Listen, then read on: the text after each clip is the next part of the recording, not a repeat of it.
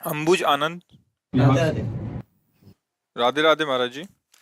महाराज जी, कोई एक काम मैं लगातार नहीं कर पाता तथा मन शांत नहीं रहता। इस कारण से मेरा और परिवार का बहुत नुकसान हो जाता है। और समस्या भैया यह है कि मन, वीर्य और प्राण तीनों का एक कनेक्शन है, एक ही कनेक्शन है।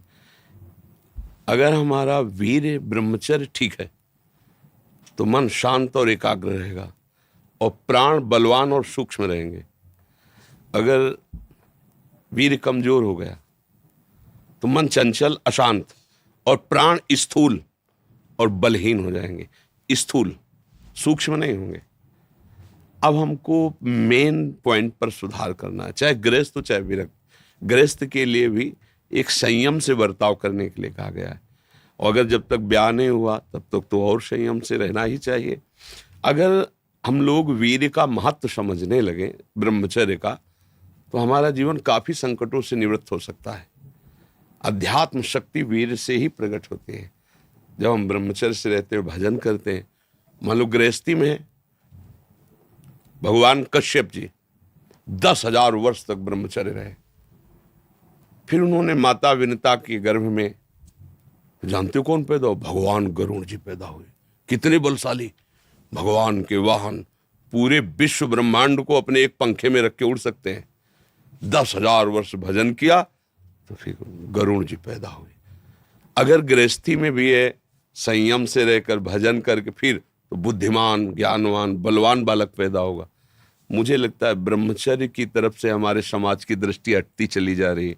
मनोरंजन के भाव में वो ब्रह्मचर्य, इसलिए हमारा मन अशांत। बोलो अब इस समय आप यौवन अवस्था में हो, इस समय तो उत्साह रग रग में रहता है, नहीं, चेतना रग रग में रहती है। हम नए बच्चों को देखते हैं उत्साहहीन, मतलब जैसे डिप्रेशन में हो। चेहरा देखकर ऐसा लगता है जैसे परेशान हो। क्यों परेशान है? क्योंकि आंतरिक जो शक्ति सपोर्ट करने वाली नहीं। अब मन जिस विचार में फंसा देता है, बिना मतलब फंसाए, कोई भय नहीं, वो भय दे रहा है। कोई शोक का कारण नहीं, वो शोक दे रहा है, चिंता दे रहा है। किसी भी कार्य को करो, इतना संशय पैदा कर रहा है, पता नहीं काम सफल होगा कि नहीं सफल होगा, कहीं ऐसा तो नहीं हो जाएगा, कहीं ऐसा तो, वो अशांत रखता है। और जब ब्रह्मचर्य, ऐसा कैसे हो सकता है? बल है ना, अध्यात्म बल, शारीरिक बल की बात नहीं कहते। ऐसा कैसे हो सकता है? यदि एक बार ऐसा हुआ तो 1000 बार मैं प्रयास करूंगा और इस पर विजय। वो मतलब जिद्दी स्वभाव, एक निष्ठा, उसी से आती है, उसी से। ये जो संत महात्मा बड़े बड़े कष्टों को रौंद करके वो मेन पावर है। और हम लोग उससे, प्राण हमारे स्थूल हो गए, वासनात्मक, मन हमारा चंचल अशांत हो गया। क्यों? क्योंकि हमारा ब्रह्मचर्य ठीक नहीं है। अब उस पर किसी की दृष्टि नहीं जाती। अब ब्रह्मचर्य कैसे ठीक हो? हमारा संग ठीक नहीं, हमारा भोजन ठीक नहीं, हमारा दृश्य ठीक नहीं, हमारा श्रवण ठीक नहीं, गंदी बातें देखें, गंदी बातें सुने, गंदा विचार आए, गंदी क्रियाएं करें, फिर ब्रह्मचर्य कैसे रहा जा सकता है? अगर सुधार करो तो अभी बहुत बढ़िया समय है, कोई ज्यादा अवस्था तो हो नहीं गई। ब्रह्मचर्य का सुधार करो। हम सबसे कहते हैं व्यायाम करो। बिना शरीर को थकाए ब्रह्मचर्य को पचाया नहीं जा सकता। जैसे दंड बैठक, दौड़ भाग, व्यायाम किया, फिर आप भले गृहस्थ हो, फिर दिन भर कार्य करते रहो। 30 मिनट तो पूरे शरीर को ऐसा व्यायाम में रखो पसीना पसीना हो जाए। अब 8-10 बजे तक सो रहे हैं तो व्यायाम कब करें? 4 बजे उठ के नहा धो करके घंटा आध घंटा दंड बैठक मारे तो आप देखो आपका जीवन प्रकाशित होने लगे।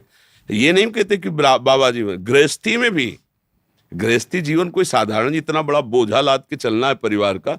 शरीर स्वस्थ नहीं, विचार ठीक नहीं तो क्या है? अभी कुछ दिनों ऐसे अगर आचरण ढीले रहे तो शरीर ऐसे भयानक कमजोरी से युक्त हो जाएगा कि आपको सब कहेंगे प्रमादी ये पड़ा रहता है, कुछ करता नहीं। इसलिए संभल जाओ। ब्रह्मचर्य ही परम तप है, ब्रह्मचर्य ही परम धन है, ब्रह्मचर्य परम एकाग्रता है। एकाग्रता ब्रह्मचर्य से आती है। आंख मूंदो या खुली रखो, अगर ब्रह्मचर्य ठीक, एक शीतलता, एक गंभीरता, और जिधर दृष्टि लगा उधर एकदम चिपक जाएगी जाके। जैसे भजन में, नाम में, एक, या आप संसारिक कार्य में बहुत अच्छा कार्य करोगे। अगर आपका ब्रह्मचर्य ठीक ना तो जिधर बहुत अच्छा कार्य करोगे। तो शरीर में दम ही नहीं है। यंत्र का जमाना हो गया है। पहले खेती जोतते थे ना किसान, एक फार वाला होता था और पूरे खेत को उसी से जोतला है, बलवान होते थे। 2 लीटर मठा और 8 रोटी पाए, बैल की जैसी ताकत। अगर बैल को नाथ पकड़ के रोक ले तो वो वहीं खड़ा हो जाए। और आज अब ट्रैक्टर से जोती है, कोई मेहनत तो लग नहीं रही है। तो ये शरीर का हम लोग बहुत बुरी तरह से पतन कर रहे हैं। बड़ा कीमती शरीर है, हाँ, इसमें बहुत चेतना की आवश्यकता है। संसार में रहते हुए भगवान का सत्य का मार्ग चयन करके हमें भगवत प्राप्ति करनी। अरे कम से कम जितनी ऊंचाई पे आ गए उससे नीचे तो न जाए। सुअर कुत्ता तो न बनना पड़े, मनुष्य बन गए हैं तो ऊंचे चढ़े कि नीचे गिरे, पर ये ध्यान नहीं रहता।